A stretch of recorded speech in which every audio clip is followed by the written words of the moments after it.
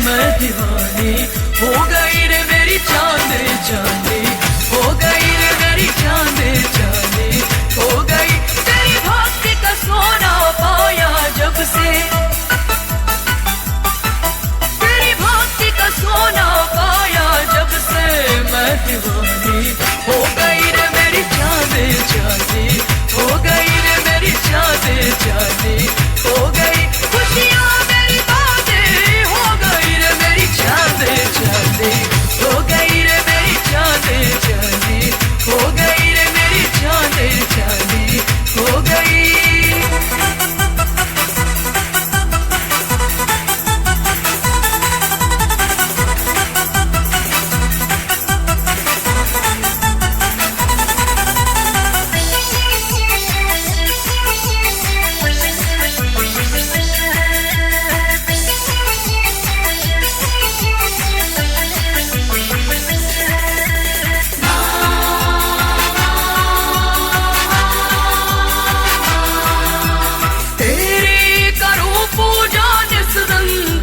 भोग लगाऊं तेरे नाम का सुमिरन मैं करूं, तेरा ही गुण गाऊं, तेरी करूं पूजा निस्रन तुझको भोग लगाऊं, तेरे नाम का सुमिरन मैं करूं, तेरा ही गुण गाऊं,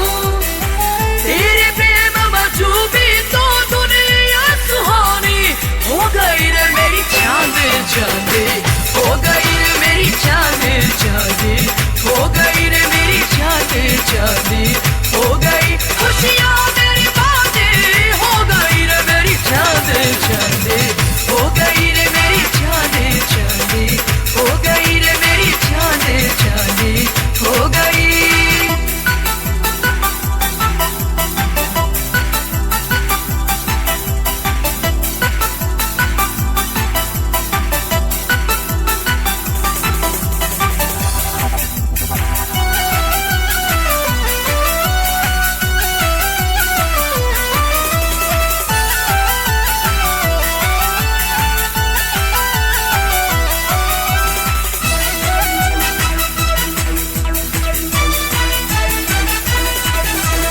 जब से तेरा दर्शन पाया सब कुछ हमने पाया, धन्य धान्य तो पाया मैंने तत्व ज्ञान भी पाया,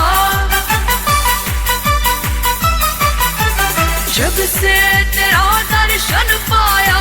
सब कुछ हमने पाया, धन धान्य तो पाया मैंने तत्व ज्ञान भी पाया,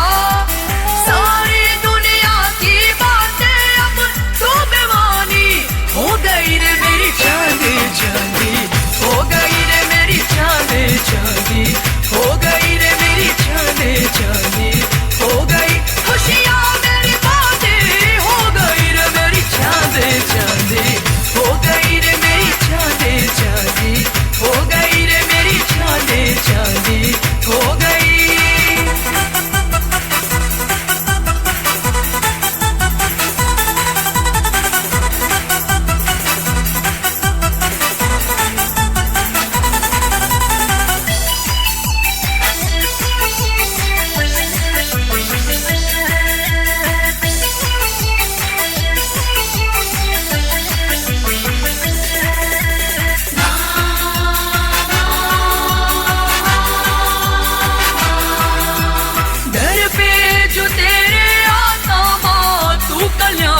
करती